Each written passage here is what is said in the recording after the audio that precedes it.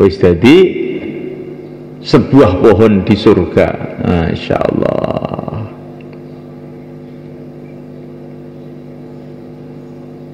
Si buah umur ini mahal semuanya kan. Kalau umur ini sudah habis, walaupun seluruh raja, seluruh presiden, seluruh dokter, seluruh dukun didatangkan, tidak akan bisa bertambah walaupun 1 detik. Maka jangan sampai kita sia-siakan umur kita dalam hal yang tidak dapat pahala. Semua amal sunnah, kalau kita ini berjalan menundukkan kepala dengan zikir kepada Allah, sudah pahala. Kalau kita tidur cara sunnah, pahala. Makan cara sunnah, pahala. Berpakaian cara sunnah, selagi pakaiannya masih nempel, dapat pahala. Kalau niatnya sunnah, umpamanya kita pakai kopiah dengan niat ini ngamalkan sunnah, selagi kopiahnya masih nempel, dapat pahala terus. Tapi kita ini kan pasang kopiah itu kan niatnya tidak begitu, ya sudah biasanya begitu gitu aja, nggak diniati sunnah, enggak, maka nggak dapat pahala. Seperti sholat nggak niat, nggak dapat pahala. Amal sunnah kalau nggak niat, cuman patut-patute, ya nggak dapat pahala. Kalau nggak dapat pahala, barokahnya nggak ada. Sehingga pakai kopiah, tapi imannya merosot terus. Karena apa? Kopiahnya itu bukan kopiah sunnah, kopiah patut-patute saja.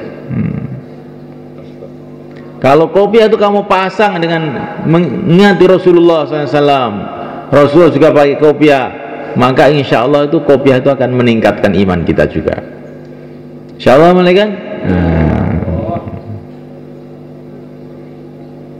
Istri-istri kita pakai pakaian sunnah, tutup aurat dengan sempurna, selagi pakaiannya masih nempel, dapat pahala terus, Masya Allah. Tapi kalau wanita tidak tutup aurat, di mana-mana dapat dosa terus, ya, kasihan ya. Dan membuat orang dapat dosa, jadi sumber dosa. Dia dosa, orang yang melihat dosa juga, dosanya berapa itu jadinya. Tapi kalau tutup aurat, dia dapat pahala, terus di mana-mana dapat pahala. Insyaallah, kan? Ini termasuk usaha iman, sunnah-sunnah Nabi kita amalkan. Termasuk usaha iman, sholat kita sempurnakan. Sebelum sholat itu kita duduk dulu, persiapan sholat sunnah dulu, zikir dulu, doa dulu, nangis dulu. Kata Maulana Umar, sebelum sholat baca Quran dulu, sebelum sholat banyak zikir dulu, sebelum sholat banyak doa dulu, nanti insya Allah sholat kita meningkat. Tapi kalau sebelum sholat itu membaca Quran, kamu merasa saya ini sedang dinasihati oleh Allah. Ini karena ini firman Allah. Baca Quran, merasa ini saya ini dapat nasihat dari Allah. Walaupun nggak paham, kamu baca nasihat dari Allah. Setelah itu zikir, subhanallah, subhanallah. Terus doa, ya Allah terimalah sholat saya yang akan saya kerjakan, ya Allah. Berikan kepada saya sholat yang khusyuk, ya Allah. Jadikan sholat saya ini pembuka pintu kebaikan dunia akhirat. Doa sampai nangis. Doa itu ukurannya sampai nangis. Kalau belum nangis jangan berhenti. Karena tandanya doa makbul itu nangis diantaranya. Jangan doa hanya sekedar kayak bebek. Jangan. Doa ya Allah, ya Allah, ya Allah, ya Allah sampai nangis. Nanti doa kita akan makbul insyaallah. Insyaallah, kan? Di sebelum salat baca Quran, zikir, doa. Insyaallah salatnya meningkat. Kalau salatnya meningkat, nanti imannya meningkat. Kemudian malaikat Allah Ta'ala, Usaha iman lagi adalah taklim. Taklim juga meningkatkan iman kalau sungguh-sungguh. Kalau taklim itu sungguh-sungguh akan merubah hati kita. Sejarahnya taklim itu luar biasa sebenarnya kan. Banyak orang itu gara-gara taklim jadi wali-wali Allah. Seperti Sayyidina Umar radhiyallahu ta'ala anhu. Gara-gara taklim baca surat Toha, Toha ma anzalna alaikal qur'ana litashqa, beberapa ayat berubah hatinya, lu jadi wali. Kita ini, pikiran kita ini jangan, saya mau taklim 2,5 jam, saya mau taklim 1 jam, jangan begitu. Tiap hari begitu aja. Saya mau taklim supaya hati saya berubah, amal saya berubah jadi amal yang lebih baik, insyaallah. Malaikat di antara usaha iman malaikat zikir. Zikir ini penting. Mulai awal-awal Islam mulai kan, sebelum diwajibkan sholat 5 waktu, para sahabat ini sudah diajari zikir oleh Rasulullah. Zikir yang diajarkan oleh Rasulullah diantaranya dalam hayatus sahabah itu adalah itu subhanallah 33, alhamdulillah 33, Allah Akbar 34. Itu orang belum diwajibkan sholat sudah diajari zikir. Nah, zikir ini penting.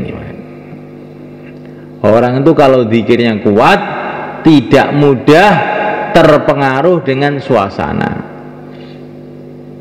Tapi kalau orang itu zikirnya lemah, nanti itu mudah terpengaruh dengan suasana.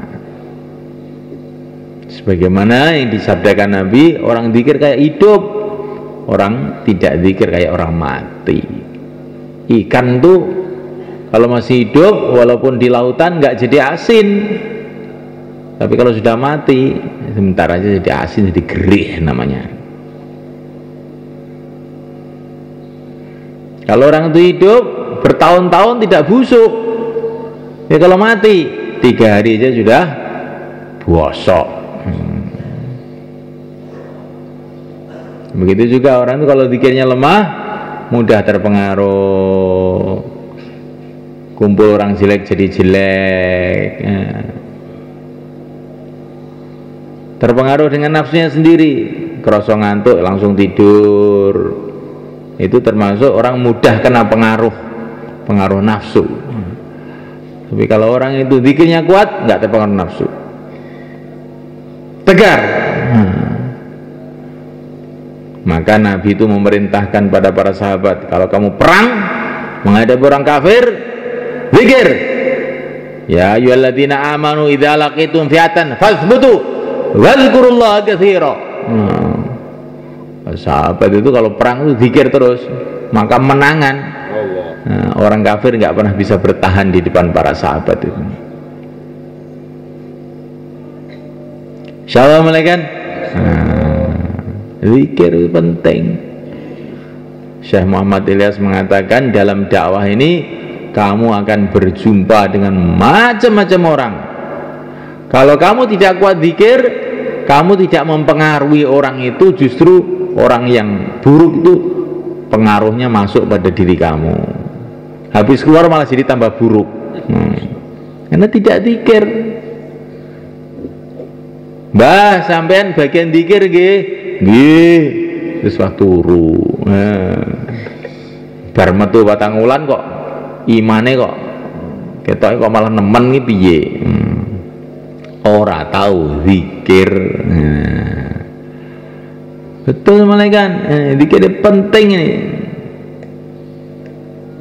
Semua amalan yang tidak dibarengi dengan zikir, amalan itu kosong, tidak ada setrumnya. Siapakah orang dakwah yang paling tinggi nilainya? Yang paling banyak zikirnya. Siapakah orang sedekah yang paling banyak nilainya? Yang paling banyak zikirnya. Siapakah orang sholat yang paling banyak nilainya? Yang paling banyak zikirnya. Di seluruh amalan itu nilainya menurut zikir kita, ingat kita kepada Allah. Waktu amal itu seberapa? Itulah nilainya amal kita. Kita keluar 4 bulan, zikirnya berapa menit? Nah, maka itulah nilainya. Kalau banyak zikirnya, nanti zikir dengan mulut, zikir dengan hati.